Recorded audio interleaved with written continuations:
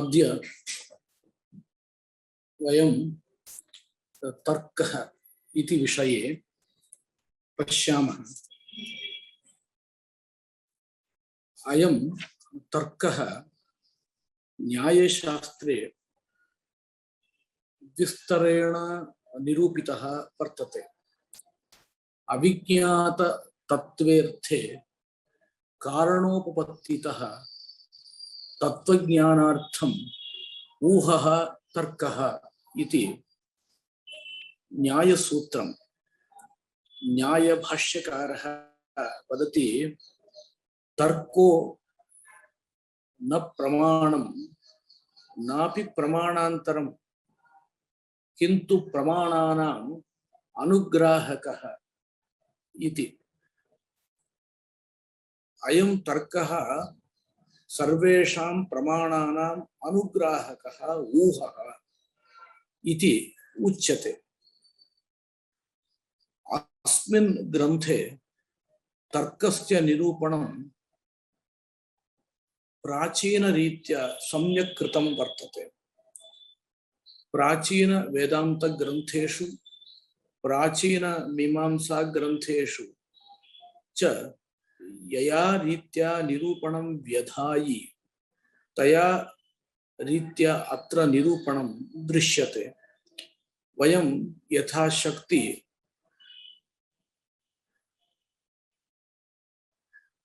तर्कस्य एतद् ग्रन्थानुसारेण निरूपणं कुर्मः। केनचित् प्रमाणेन कश्चन अर्थः साध्यमानः भवति चेत् तत्र अन्यथात्वशङ्का निरासार्थं तर्कः उपयुज्यते। अन्यथात्वशङ्का कथं निरस्यते? यदि अन्यथात्वं भवति तदा दोषः भवति इति। अनिष्टप्रसङ्गः तर्कः इति तर्कस्य सामान्यलक्षणं भवति।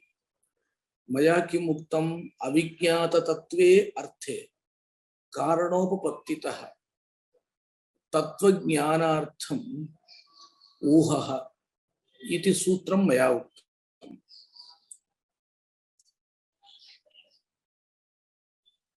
सुलभतया अत्र उच्यते अनिष्टप्रसङ्गस्तर्कः इति। अस्य तर्कस्य बाधकतर्कः इत्यपि नाम। पर्वतः, वह्निमान्, धूमादिति प्रसिद्धं स्थलं। तत्र धूमः अस्तु वह्निर्मास्तु इति प्रश्नः यदि विधीयते तदानीं तर्कः प्रसरति। तर्कशङ्कावधिर्मतः। शङ्कायां सत्याम् अवधिभूतः तर्कः इति। यदि वह्निः न स्यात् तर्हि धूमोऽपि न स्यात् इति उच्यते। अयं तर्कः तार्किकैः द्विविधा उक्तः। यदि वह्निः न स्यात् तर्हि धूमोऽपि न स्यात् इति एकस्तर्कः। द्वितीयः तर्कः व्याप्तिग्राहकः तर्कः। यदि धूमः वह्न्यभाववति वर्तेत तदा वह्निजन्यः न स्यात् इति तर्कः। पश्यतु, धूमः अस्तु वह्निः मास्तु इति कश्चन पृच्छति। तदानीम् उच्यते वह्निः यदि न स्यात् तर्हि धूमोऽपि न स्यात् इति तर्कः। अनेन तर्केण पक्षे पर्वते वह्निः अस्ति इति ज्ञातम्। अस्य तर्कस्य विषयपरिशोधकतर्कः इति नाम। एतदनन्तरं पुनः कश्चन प्रश्नः भवति। यदि वह्निर्न स्यात् तर्हि धूमोऽपि न स्यात् इति किल वदति भवान्। धूमाभावः अनिष्टः, यतः धूमः वादिना प्रतिवादिना च साक्षात् क्रियते, अतः धूमोऽपि न स्यात् इति वदति चेत् अस्तु धूमः न स्यात् इति वक्तुं न शक्नोति। परन्तु सः पुनः पृच्छति, वह्निः यदि न स्यात् धूमोऽपि न स्यात् इति किल भवान् पृच्छति। अहम् एवं वदामि, वह्निः मास्तु धूमः अस्तु इति पुनः पृच्छति। वह्निः मास्तु धूमः अस्तु इत्यस्य कोऽर्थः? वन्यभाववती धूमः अस्तु इत्यर्थः।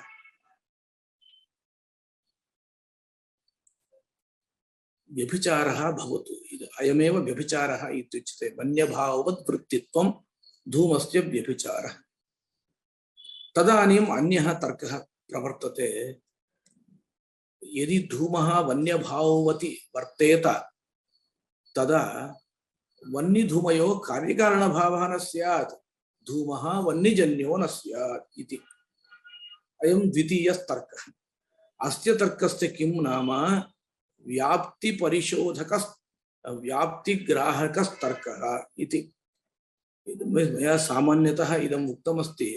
तर्कप्रकरणमिति एकं प्रकरणम् अस्ति तत्त्वचिन्तामणि ग्रन्थे। तस्य अर्थवर्णनं बहु कठिनम् अस्ति। तत्र व्याख्यातारः भिन्नभिन्नरीत्या व्याख्यानं तत्र कुर्वन्ति। अस्तु, तत् अस्माकम् इदानीं प्रमेये तात्पर्यं भवति। यथाशक्ति तर्कस्वरूपं वदामः। वह्निर्न स्यात् धूमोऽपि न स्यात् इत्युक्तौ तर्हि धूमः मास्तु इति कश्चन न वक्तुं प्रभवति। धूमः मास्तु इत्युक्तौ तस्य अनिष्टं भवति किल। धूमाभावः अस्य अनिष्टः, अनिष्टस्य प्रसञ्जनम् अत्र क्रियते। अस्य तर्कस्य पंच अंगानि भवन्ति। व्याप्तिस्तर्का प्रतिहतिः, अवसानं विपर्यये, अनिष्ट अननुकूलत्वे इति तर्कांगपञ्चकम् इति। पश्यन्तु, व्याप्तिः, तर्का प्रतिहतिः, अवसानं विपर्यये, अनिष्ट अननुकूलत्वे इति तर्कांगपञ्चकम्। अस्य कः अर्थः?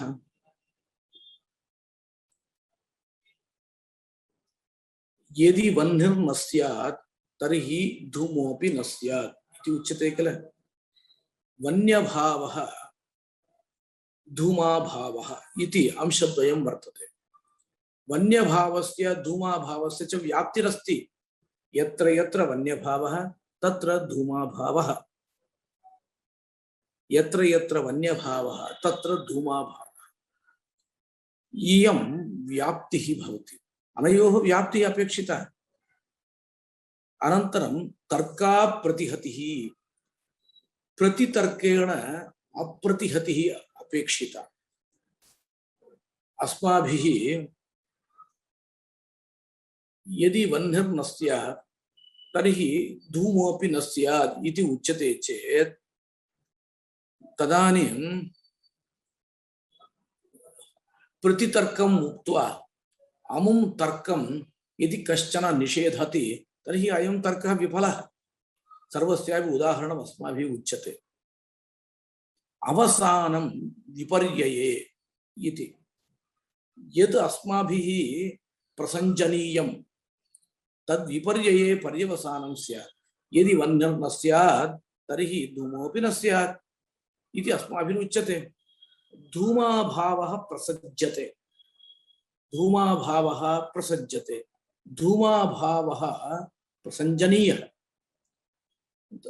धूमाभावः प्रसज्यते चेत् किं लभ्यते? तेन धूमाभावः स्वीक्रियते वा? पूर्वपक्षिणापि न स्वीक्रियते, सिद्धान्तिनापि न स्वीक्रियते। धूमाभावस्य विपर्ययः कः? धूमाभावस्य विपर्ययः धूमः धूमे पर्यवसानं धूमः अस्ति इति पर्यवसानं धूमः अस्ति इति पर्यवसानं धूमः अस्ति चेत् तर्हि किं भवति वह्निः अस्ति इति अनन्तरं पर्यवस्यते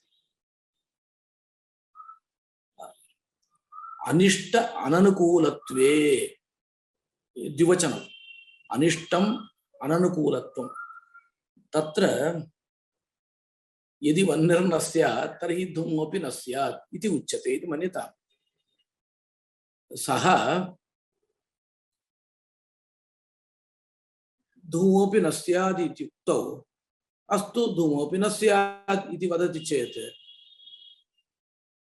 धूमोऽपि न स्यात् इत्युक्तौ तथैव अस्तु इति वदति इति मन्यताम् तर्हि अयं तर्कः भवति वा अयं तर्कः न भवति अयं धूमाभावः यः प्रसज्यते सः अनिष्ट स्यात् परवादिनः अननुकूलत्वम् इति अन्तिमं तत्र यदि वह्निर्न स्यात् तर्हि धूमोऽपि न स्यात् इति वयं वदामः तस्य अनुकूलमेव भवति चेत् पूर्वपक्षिणः अयं तर्कः कार्यकरः न भवति इदं सर्वं कथम् इति वयम् उपपादयामः इमानि अङ्गानि अपेक्षितानि इत्यत्र उपपादनं कुर्मः अङ्गवैकल्ये च तर्काभासत्वं भवति पंचसु अंगेषु एकम अंगम यदि न भवति तर्हि तर्काभासः इति न तर्कः तर्काभासः इति कथं भवति पश्यतु प्रथमतः व्याप्तिः अपेक्षिता इत्युक्ते व्याप्तिः यदि न भवति तर्हि तर्कः व्यर्थः उदाहरणं यदि वह्निर्न स्यात् तर्हि पर्वतत्वं न स्यात् इति वदति का व्याप्तिरस्ति यत्र यत्र वन्यभावः तत्र तत्र पर्वतत्वाभावः इत्यस्ति वा वन्यभावः हृदये अस्ति तत्र पर्वतत्वाभावः अस्ति वन्यभावः यत्र यत्र अस्ति तत्र पर्वतत्वाभावः इति तु नास्ति कुतः इति चेत् सर्वेषु पर्वतेषु अग्निः भवति वा न भवति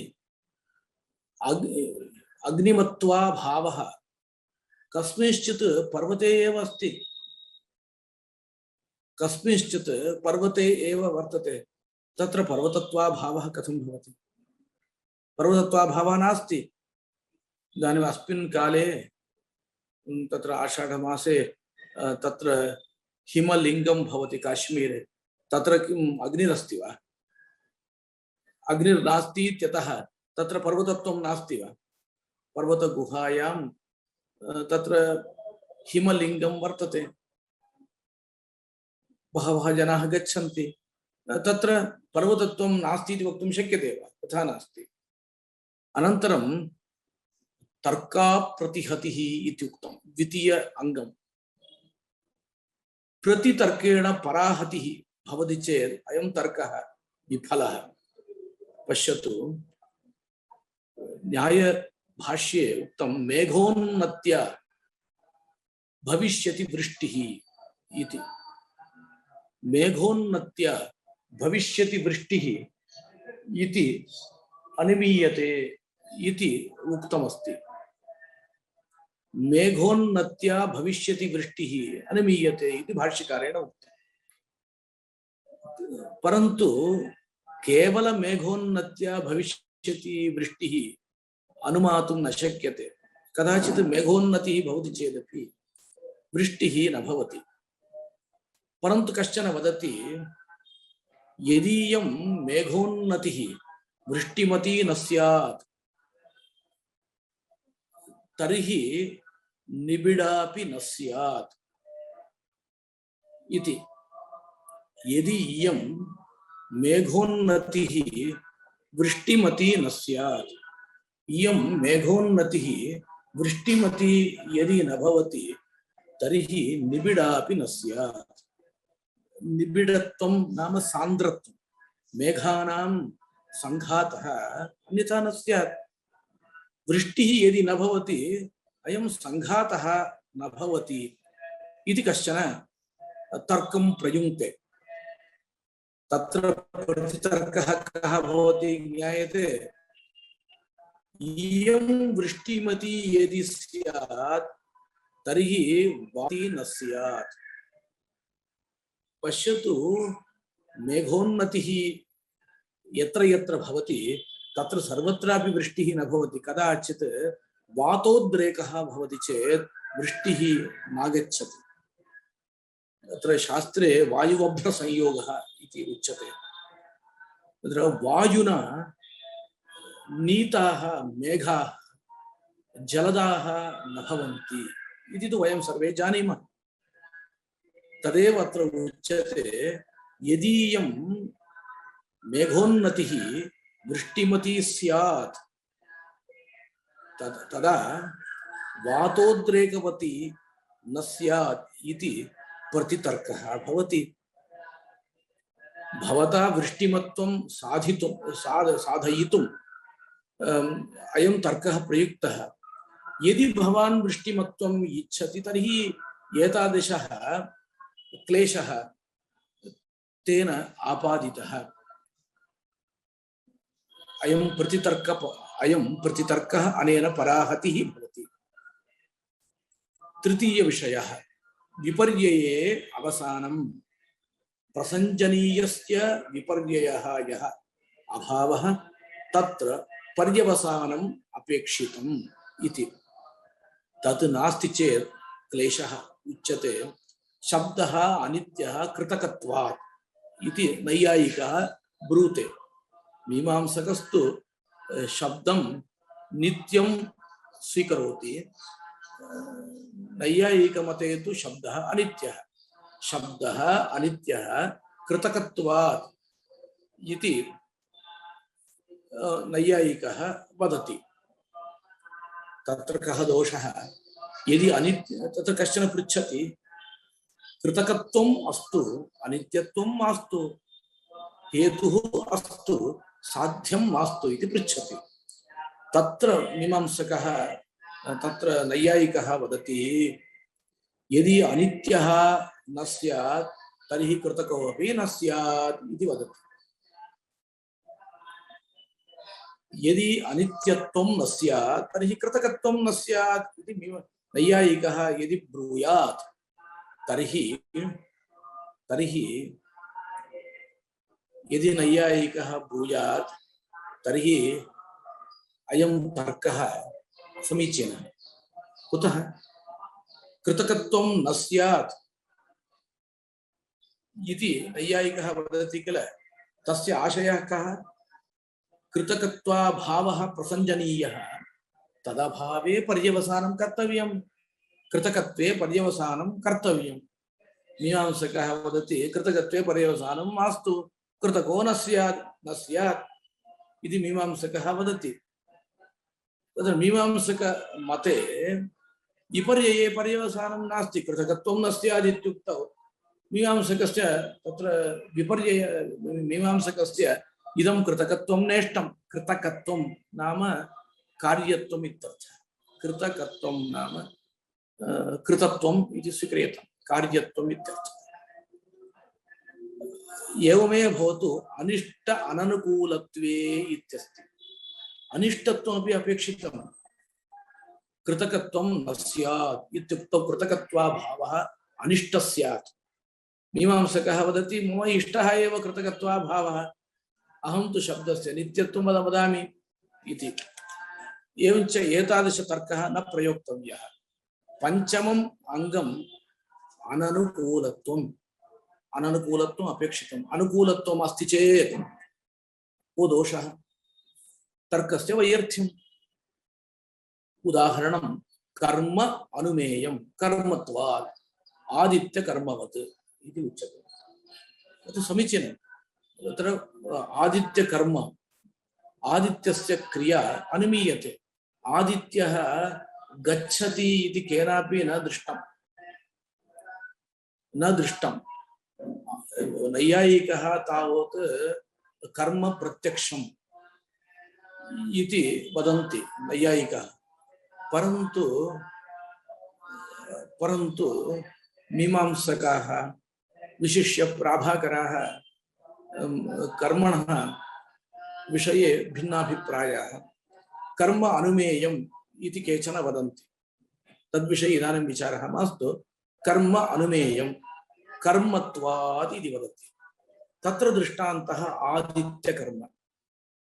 सूर्यः प्रातःकाले एकत्र दृश्यते, सायंकाले अन्यत्र दृश्यते।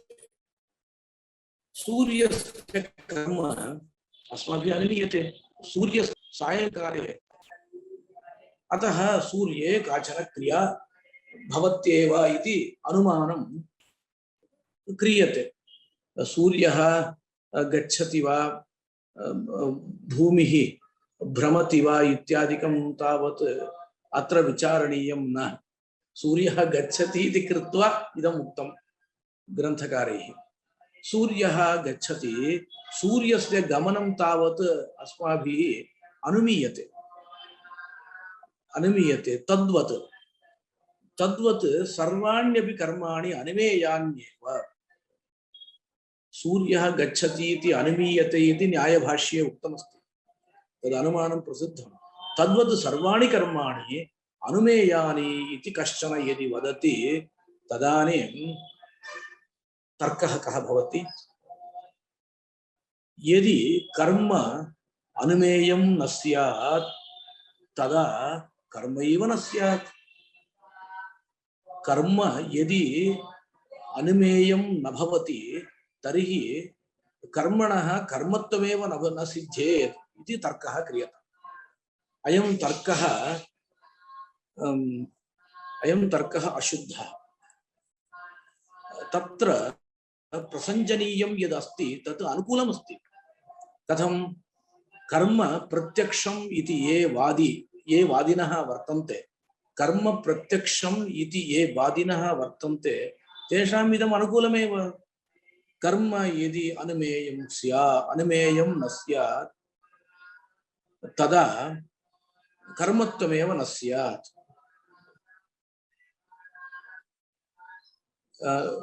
कर्म यदि अनुमेयं न स्यात् तत्र कर्म यदि अनुमेयं न स्यात् तदा कर्मत्वमेव न सिद्ध्येत् इति उच्यते। ते किं वदेयुः? प्रत्यक्षवादिनः तत्र कर्मत्वाभावः इष्टः एव। अनुमेयत्वाभावे कर्मत्वं न स्यात्। अहं पुनः वदामि,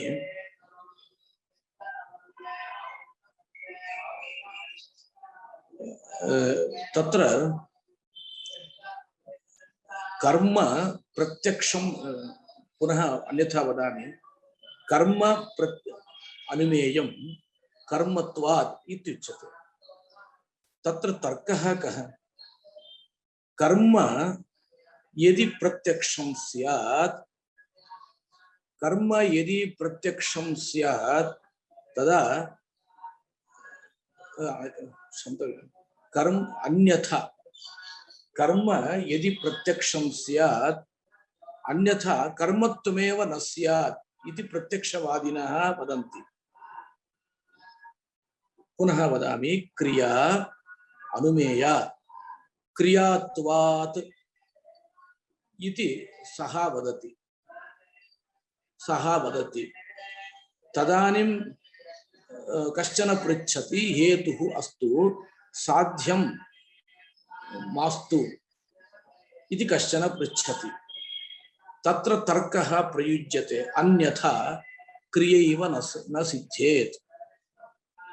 अन्यथा क्रियैव न सिद्धे अनुमानं विना क्रियैव न सिद्धेत् इति तर्कः वक्तव्यः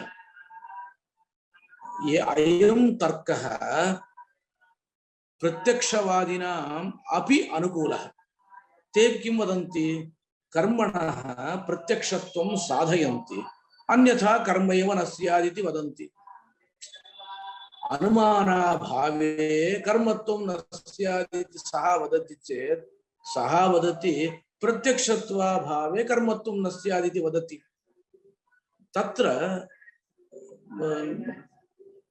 भवतः पक्षः भवतः तर्कः तस्य अननुकूलः नास्ति अनुमेयत्वाभावे कर्मत्वं न स्यात् इति भवान् तर्कं वदति चेत् प्रत्यक्षत्वाभावे तर्कत्वं न स्यात् कर्मत्वं न स्यात् इति सोऽपि वक्ष्यति तत्र आशयः कः इति चेत् इदं विनिगमकं न भवति अनुमेयत्वाभावे कर्मत्वं न स्यात् इति कथं आदित्य कर्म भवता दृष्टान्ति क्रियते मया अन्यत् कर्म दृष्टान्ति क्रियते प्रत्यक्षभूतं कर्म दृष्टान्ति क्रियते इति तत्र आत्मतत्त्वविवेके आत्माश्रयः इतरेतराश्रयः चक्रकम् अनवस्था अनिष्टप्रसङ्गः इति पञ्चविधः तर्कः उक्तः तत्र आत्मतत्त्वविवेकः कुसुमाञ्जलिकारेण उदयनाचार्येण कृतः महान् ग्रन्थस्तु लघुः परन्तु अत्यन्तम् उत्कृष्टः ग्रन्थः तस्य ग्रन्थस्य बौद्धधिक्कारः इति नाम बौद्धमतखण्डनार्थं प्रवृत्तः सः ग्रन्थः तद्ग्रन्थस्य ज्ञानार्थं बौद्धमतज्ञानं बहु अपेक्षितं वर्तते आत्माश्रयत्वादयश्च दोषाः तर्के एव अन्तर्भूताः अनिष्टप्रसङ्गरूपत्वात् अनिष्टप्रसङ्गः पश्यतु आत्माश्रयः भवति अनिष्टप्रसङ्गः अन्योन्याश्रयः भवति अनिष्टप्रसङ्गः किल अनिष्टं किल प्रसज्यते तत्र श्लोकैः आत्माश्रयादिः उक्तः वर्तते स्वेनैव स्वस्य सिद्धिर्या तदात्माश्रय आख्यदूषणम् आत्माश्रय रूपं दूषणं किं भवति स्वेनैव स्वस्य सिद्धिः तत्र आत्माश्रयः अन्योन्याश्रयः इत्यादिकं बहुधा प्रपञ्च्यते उत्पत्तौ आत्माश्रयः स्थितौ आत्माश्रयः ज्ञप्तौ आत्माश्रयः इति उक्तमस्ति सामान्य शब्दः अत्र प्रयुज्यते सिद्धिः इति शब्दः तत्र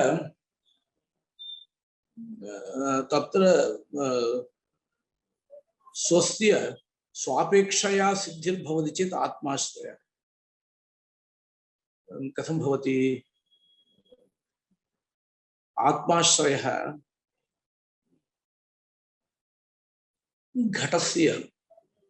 घटः कारणम् इत्युक्तो आत्माश्रयः स्वस्य स्वयमेव कारणम् इति चेत् आत्माश्रयः आत्मतत्त्वविवेके आत्माश्रय विषये आचार्यः ब्रवीति अपूर्वं कञ्चन विषयम्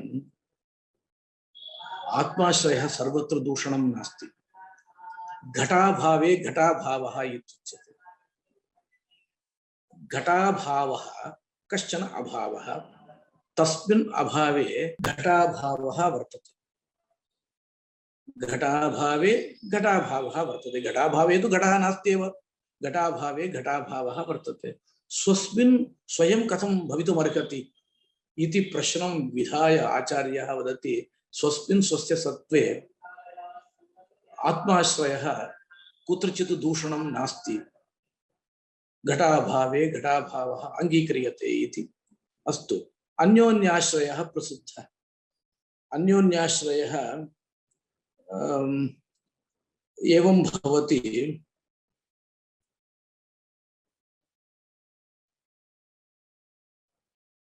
तत्र घटेन पटः जन्यते, पटेन घटः जन्यते इत्युक्तौ अन्योन्याश्रयः भवति।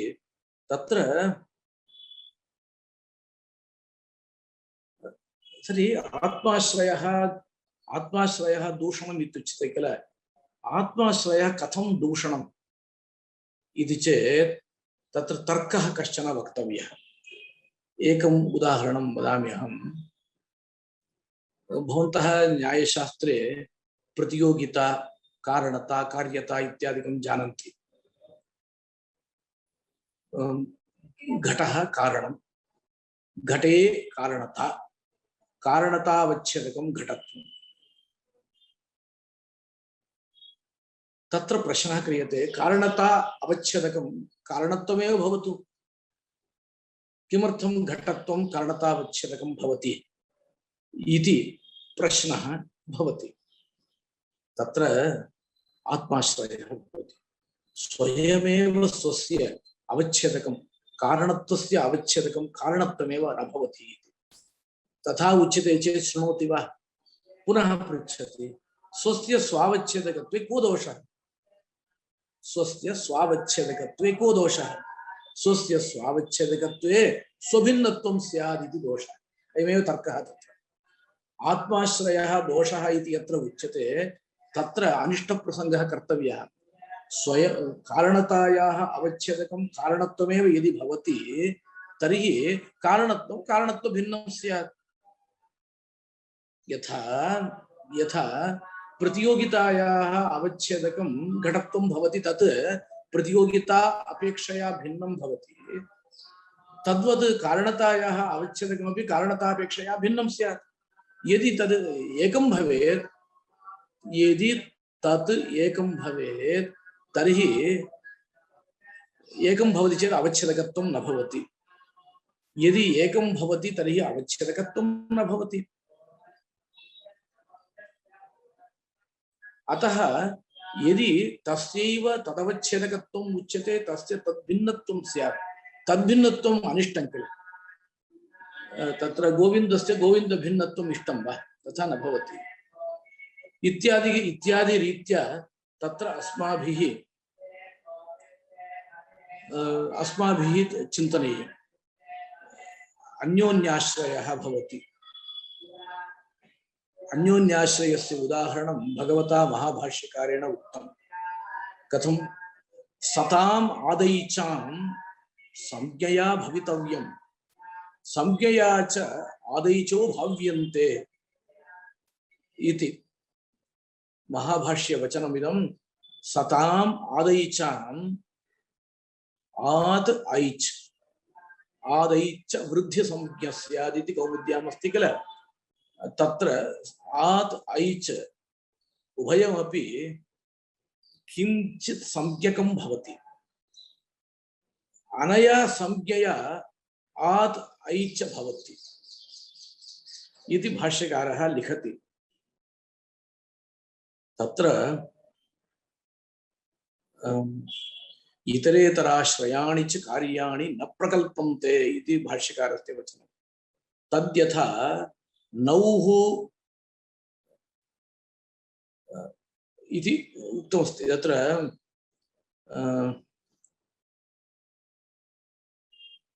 नौः नाभिबद्धा न इतरेतर त्राणाय भवति। तदा तादृश उदाहरणमपि अस्माकं मास्तु। तत्र द्वौ तत्र जले निमग्नौ, उभावपि तरणं न जानीतः, अन्योन्याश्रयः भवति। तस्य हस्तमयं गृह्णाति चेत्, अस्य हस्तं सः गृह्णाति चेत् किं प्रयोजनम्? अस्तु, एवम् अन्योन्याश्रयः। चक्रकम् इति अस्ति। चक्रकं नाम तृतीयपर्व भवति चेत् चक्रकम्। तत्र एकम् अन्यम् आश्रयते, अन्यत् अपरम् आश्रयते, अपरम् इदमेकम् आश्रयते चेत् चक्रकम् इति। चक्रकस्यापि बहूनि उदाहरणानि वेदान्तग्रन्थादिषु भवति। तत्र बौद्धमतस्य खण्डने उच्यते अविद्या विषये उच्यते। तत्र अविद्यया कर्म भवति, कर्मणा संसारः भवति, संसारेण अविद्या भवति इत्युक्तौ तत्र चक्रकं दोषः भवति। गौरवं लाघवम् इति तर्कद्वयं भवति। लाघव तर्कपराहतः इति लिखन्ति ग्रन्थेषु। तत्र किं भवति? लाघवतर्कः नाम कः तर्कः इति चेत् पश्यतु, गौरवं नाम कल्पनाधिक्यं, लाघवं नाम कल्पनायां न्यूनता, कल्पना क्रियते चेत् तत्र बहु कल्प्यते चेत् बुद्ध्या ग्रहणे क्लेशः भवति। एवञ्च अनुमिति विषये लाघवस्य अनुसारात् इत्युच्यते। तत्र कल्पनायां तावत् लाघवं नैयायिकैः उच्यते, वेदान्तिभिश्च सर्वैरपि उच्यते। गौरवं कल्पनाधिक्यं, लाघवं तु अल्पकल्पना। अस्तु, इदानीं गौरवं भवति इति मन्यतां, दोषप्रसङ्गः भवति। यदि गौरवं भवति, कल्पनायाम् आधिक्यं भवति, दोषः प्रसज्यते। एवं गौरवं भवति, भोः कल्पनायां गौरवं जातम्, अधिककल्पना कृता, तेन किं भोः गौरवं भविष्यति इति तत्र प्रसङ्गः कर्तव्यः। लाघवं तत्र लाघवं गौरवञ्च परस्पर सम्बद्धौ विषयौ। गौरवं यदि भवति तर्हि किं कर्तव्यं? लाघवम् आश्रयणीयं। साध्ये लघुमार्गः यदि आश्रीयते तर्हि किं साध्ये साधनीये लघुमार्गः यदि आश्रीयते तर्हि समीचीनं भवति। यदि लघुमार्गः नाश्रीयते तर्हि साध्यस्य सिद्धिः न भवति। न भवति। एकं सूक्ष्मं विषयं वदामि। तत्र अनुमान प्रकरणे यदि कठिन हेतुप्रयोगः क्रियते चेत्, परिष्कारादिकम् अपेक्षितं चेत् तर्हि कदापि तत्र किं भवति? अवसानं न भवति। कुतः? अधिकाधिकरूपेण परिष्कारादिकं योज्यते चेत् दोषाः अधिकतया शङ्क्यन्ते बुद्धिमद्भिः। अतः सुलभतया एव हेतुप्रयोगः कर्तव्यः इति प्राचीनग्रन्थेषु लिखितं वर्तते। साध्याभावानुवादेन दोषसाध्ये गुणोऽपि वा, अथवा साध्याभावे यः दोषः वर्तते स एव साध्ये गुणः भवितुमर्हति। साध्याभावे यः दोषः भवति स एव साध्ये गुणः भवति। एकः गुरुः अस्ति, पाठयति, प्रतिदिनं न पाठयति चेत् सः शिष्यः अन्यत्र गच्छति पठितुम्। अस्मिन् गुरौ यः दोषः अस्ति स एव दोषः अन्यस्य गुरोः गुणः भवति, गुणाय कल्पते। तद्वत् साध्याभावे यो दोषः वर्तते स एव साध्यस्य गुणः। यत्र अनुकूलतर्कोऽसौ साध्यसिद्धौ अनुग्रहात् साध्यस्यैव अनुवादेन यद् अनिष्टप्रसञ्जनं स तर्कः प्रतिकूलः स्यात्। अत्र पश्यतु, तत्र साध्याभावे दोषकथनेन साध्यसिद्धौ अनुग्रहः भवति चेत् सः अनुकूलतर्कः। प्रतिकूलतर्कस्तु कः भवति? साध्ये दोषः अस्ति चेत् प्रतिकूलतर्कः इति उच्यते इति।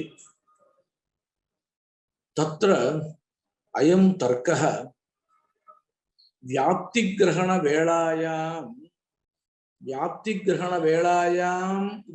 तत्र उपयुज्यते, अथवा अनुमान उत्थान समये वा इत्युक्ते। व्याप्तिग्रहणं तावत् अनुमानं नास्ति, अनुमानस्य पूर्वदशा, अनुमानात् पूर्वदशा। व्याप्तिग्रहणं व्याप्तिग्रहणवेलायां तत्र तर्कः उपयुज्यते। व्याप्तिः गृहीता, व्याप्तिग्रहणानन्तरं शङ्कते अयम्, उपाधिशङ्कां करोति, इयं व्याप्तिः समीचीना नास्ति इति उपाधिशङ्कां करोति, तदानीं तर्कः उपयुज्यते इति।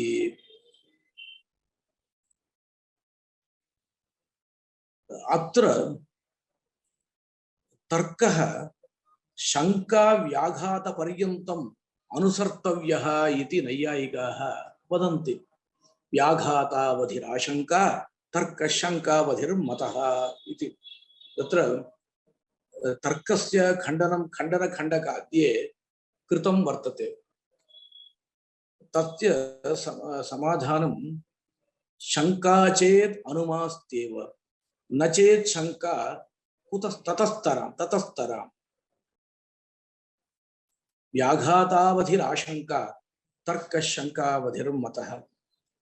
तत्र भवन्तः श्रोतारः अयं तु तर्कः इति विषयः अत्यन्तं कठिनः अहं जानामि। मया यथाशक्ति तत्र सुलभतया वक्तुं प्रयत्नः क्रियते। पङ्क्तिशः पठित्वा उच्यते चेत् समयः गच्छति, परन्तु सर्वम् अंशमपि गृहीत्वा अहं तत्र वदामि। भवन्तः पुनः पुनः शृण्वन्ति चेत् एतादृश विषयान् भवतां तु क्लेशः न भवति। यदि कदाचित् क्लेशः भवति तदानीं मम सविधे भवन्तः दूरवाणी माध्यमेन प्रष्टुं शक्नुवन्ति, अथवा तत्र वाट्साप् इति अस्ति किल, तत्र वाಯ್ಸ್ मेसेज कर्तुं शक्नुवन्ति। वाಯ್ಸ್ मेसेज एव अहं उत्तरयामि। लिखित्वा तत्र टङ्कणकरणे लेखने टङ्कणकरणे च अहम् असमर्थः। परन्तु अयं विषयः अत्यन्तं मुख्यः दर्शनग्रन्थेषु। तत्र पश्यन्तु, खण्डनखण्डकाद्ये अयं प्रश्नः कृतः। कः प्रश्नः? भोः, भवद्भिः तर्कः इति उच्यते। मम तु सर्वदा अनुमाने उपाधिशङ्का वर्तते। ह्यः अस्माभिः एतदर्थमेव उपाधिस्वरूपं निरूपितं। मम सर्वदा उपाधिशङ्कः वर्तते। यः कोऽपि हेतुः भवता उच्यताम्, अयं हेतुः सोपाधिकः स्यात् इति मम शङ्का वर्तते। तत्र शङ्कितोपाधिः इति दोषः ह्यः उक्तः। उपाधिः अस्ति चेत् हेतु दुष्टो भविष्यति। तत्र नैयायिकः पृच्छति, भो कोऽपि उपाधिः न दृश्यते चेत् भवतां शङ्का अस्ति चेत् अहं किं करोमि इति चेत्, तत्र उदयनाचार्यः वदति शङ्का पिशाची इति वदति। तत्र शङ्का तु भवतां सर्वदा अस्त्येव, तदर्थम् अहं किं करोमि? तथा नास्ति। शङ्का अस्ति चेत् शङ्कितोपाधिः, शङ्कित उपाधिः, शङ्कितः उपाधिः अस्मिन् हेतौ अस्ति चेत् अयं हेतुः कार्यकरः न भवति इति प्रश्नः। तत्र का शङ्का इति चेत् सः वदति, प्रत्यक्षेण उपाधिः न दृश्यते चेदपि कश्चन अतीन्द्रियः उपाधिः दृश्येत। अतीन्द्रियः उपाधिः, अप्रत्यक्षः उपाधिः स्यात्, तर्हि मम शङ्का तु वर्तते एव। अतः इदम् अनुमानं न प्रमाणम्, अनुमानमेव न प्रमाणम् इति चार्वाकः पृच्छति। तत्र समाधानम् उच्यते। पश्यतु, शङ्का अस्ति किल, शङ्का अस्ति चेत् अनुमानम् अस्ति इत्यर्थः। अतीन्द्रिय उपाधिर्भवति इति भवान् शङ्कते किल, अतीन्द्रिय उपाधिः भवता कथं ज्ञातः? प्रत्यक्षेण न ज्ञातः, अनुमानेन किल ज्ञातः। तर्हि अनुमानं प्रमाणमिति त्वया स्वीकृतम्। अनुमानं प्रमाणमिति भवता स्वीकृतमस्ति। अतीन्द्रियं किञ्चित् वस्तु इति मत्वा किल भवान् अतीन्द्रियोपाधिः भवेत् अत्र इति पृच्छति। तर्हि अतीन्द्रियोपाधिः वा अतीन्द्रियं वा किञ्चित् वस्तु अस्ति इति भावयता भवता अनुमानं प्रमाणम् अङ्गीकर्तव्यम् इति विषयः। न मम शङ्कैव नास्ति इति चेत् तर्हि अनुमानं प्रमाणं भवति। शङ्कितोपाधिः हेतुः न इति कृत्वा अनुमानं प्रमाणं भवति इति। तदनन्तरं प्रश्नः क्रियते, अनवस्थादोषः भवति। अनवस्था नाम तत्र किं भवति? पर्वतः वह्निमान् धूमादित्युक्तं। धूमः अस्तु, वह्निर्मास्तु इति पृष्टं। तर्हि यदि वह्निर्न स्यात् तर्हि धूमोऽपि न स्यात् इति समाधानम् उक्तं। तदुपरि पुनः प्रश्नः क्रियते, न धूमः अस्तु, वह्निः अत्र वह्निं विनापि धूमः कुत्रचित् भवति चेत् भवतः कानि इति चेत् तदानीम् उच्यते, यदि धूमः वह्निव्यभिचारी स्यात् तर्हि वह्निजन्यो न स्यात् इति। तदुपरि पुनः पृच्छति, तर्हि वह्निजन्यो न स्यात् इत्युच्यते किल, वह्निजन्यत्वं मास्तु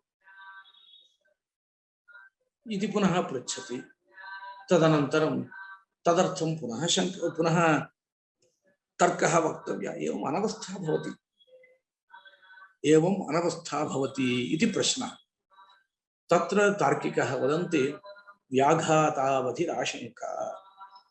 इयम् आशङ्का व्याघातपर्यन्तं तिष्ठति। तत्र व्याघातः अस्माभिर्वक्तव्यः। तद् लिखति, पश्यन्तु अत्र ग्रन्थे, यदि अग्निः कारणं न स्यात् तर्हि कारणान्तर अनुपलम्भेन धूमस्य निष्कारणकत्वमेव प्रसजेत् इति तर्के सति समस्तविजयात्। तत्र पश्यतु, अग्निः कारणं यदि न स्यात्, तर्हि किं भवति? किं प्रति कारणं न स्यात्? धूमं प्रति अग्निः कारणं न स्यात् इति चेत् धूमार्थं वह्निं किमर्थम् आनयति? अतः धूमस्य वह्नेश्च कार्यकारणभावः अस्ति। तदनन्तरं सः पुनः पृच्छति, ओहो, लोके कार्यकारणभावः इति कश्चन पदार्थः एव नास्ति इति पुनः पृच्छति। तत्र उच्यते, कार्यकारणभावः यदि न भवति तर्हि भवान् बुभुक्षा निवृत्त्यर्थं किमर्थं भोजनं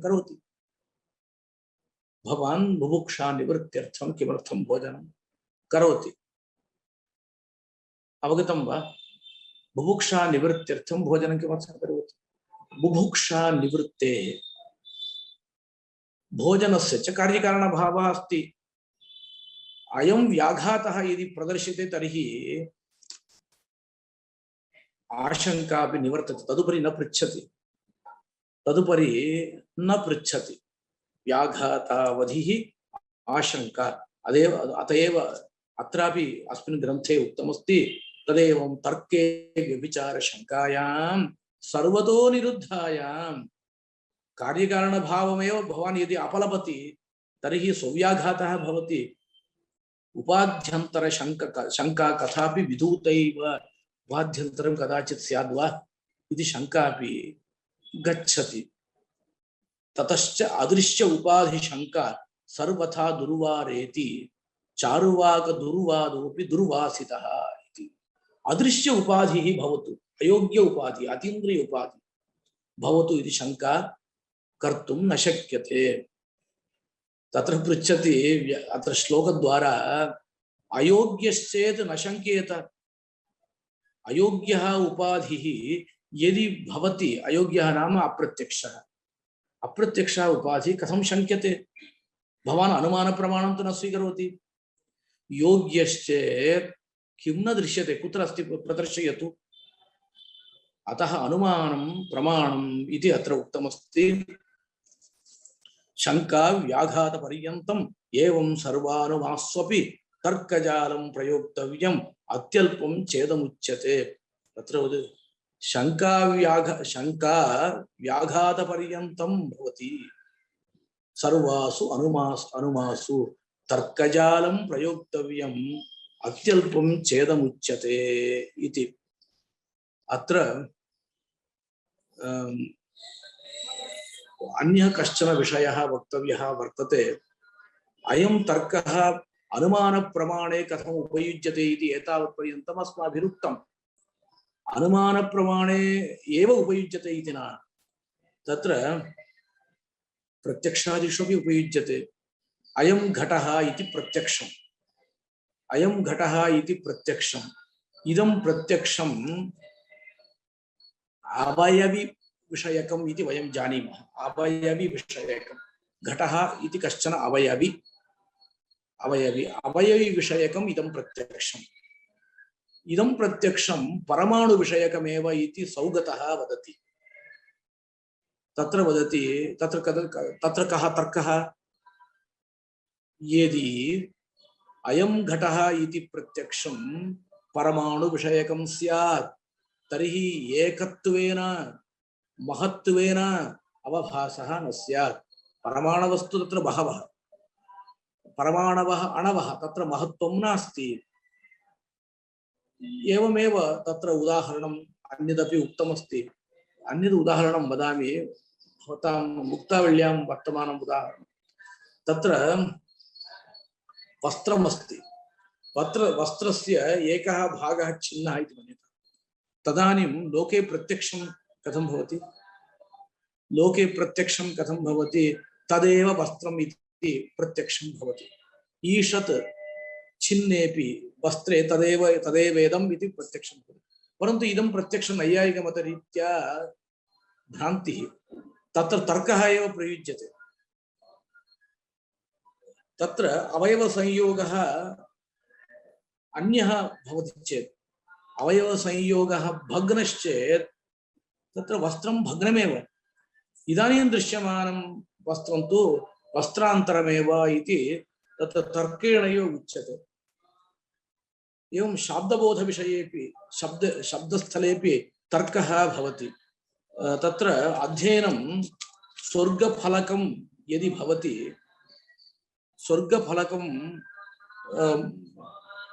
स्वर्गफलकम् अध्ययनम् इति पूर्वपक्षी वदति। तर्हि समाधानं किम् उच्यते? दृष्टार्थत्वे संभवति, अदृष्टग्रहणे गौरवम् इति गौरवं स्यात्। दृष्टे संभवति अदृष्टकल्पनायाः अन्यायीयत्वात् इति वदन्ति किल। अदृष्टग्रहणात् गौरवं भवेत् इति तर्कः। एवं तत्र यदि अर्थज्ञानफलकः स्यात् तर्हि विधिः व्यर्थः स्यात् इति प्रतिकूलतर्कोऽपि वर्तते। तत्र वेदाध्ययनस्य फलम् अर्थज्ञानम् इति सिद्धान्तः। तत्र उच्यते वेदाध्ययनस्य यदि अर्थज्ञानं फलं स्यात्, मीमांसकः अर्थज्ञानं फलमिति वदति, तर्हि विधिः व्यर्थः स्यात् इति प्रतिकूलतर्कः केनचित् क्रियते। तस्यापि निरसनं कर्तव्यं। कथं? तत्र यदि अध्ययनं अर्थज्ञानफलकं स्यात् तर्हि विधिः व्यर्थः स्यात् इति यदि उच्यते तर्हि किं वक्तव्यं?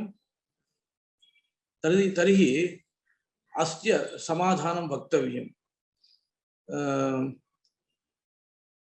उपनीयतु यशिष्यं वेदमध्यापयेद् द्विजः सकल्पं सरहस्यञ्च तमाचार्यं प्रचक्षते इति वाक्यमस्ति।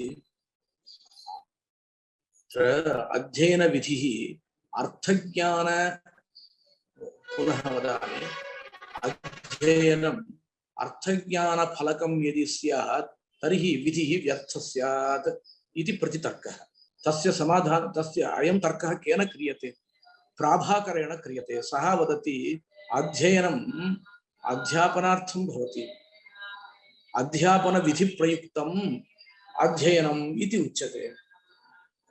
तदानीम् अस्माभिः वक्तव्यं, तत्र अयं विषयः तत्र विस्तरेण वक्तव्यः वर्तते, अस्माकं समयः गतः वर्तते। तत्र उदाहरणम् इदम् उदाहरणमेव स्थापयन्तु। अध्ययनविधिविषये एवं तर्कः भवति। अध्ययनं यदि स्वर्गफलकं स्यात् तर्हि दृष्टार्थत्वे संभवति अदृष्टग्रहणं गुरुभूतं स्यात् इति तर्कः तत्र उच्यते इत्येव अस्माकम् उदाहरणं भवतु। अन्यत् किञ्चित् उपपादनीयं भवति चेत् समयः अधिकः भवति। एवं प्रत्यक्षस्य शास्त्रस्य च तर्कः अनुग्राहकः भवति, अनुमानस्य तर्कः अनुग्राहकः भवति इति पूर्वमेव उक्तमस्ति। तत्र एतावत् उक्त्वा अद्य अहं विरमामि, यद्यपि तर्कविषये बहु वक्तव्यमस्ति।